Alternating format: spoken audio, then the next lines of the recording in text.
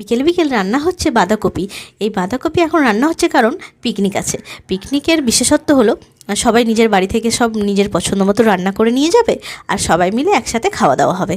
এই যে পিকনিকে আমরা পৌঁছে গেছি, এটা হলো মায়ের তার বন্ধুদের সঙ্গে পিকনিক।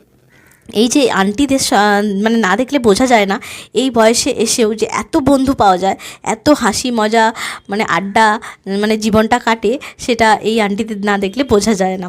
আমাদের খিচুড়ি ছিল আর লাবড়া, বাঁধাকপি, ডিমের কষা, চাটনি আর মিষ্টি। পাঁপড়টা একটু বাদ হয়েছে, মনে ছিল না, বেগুন ভাজাও ছিল। এই যে আন্টিদের গ্রুপটাকে আমি ভীষণ মিস করি। যখন আমি মায়ের কাছে আসি তখন এই আন্টিদের গ্রুপের একটা তো পিকনিক হতেই হবে। এই শীতকাল হোক বা গরমকাল, যে কোনো কালে হলেই হলো, মানে পিকনিক আড্ডা হতেই হবে। আর লাস্টে ছিল হজমোলা। আজকে তো ভীষণ মজা করে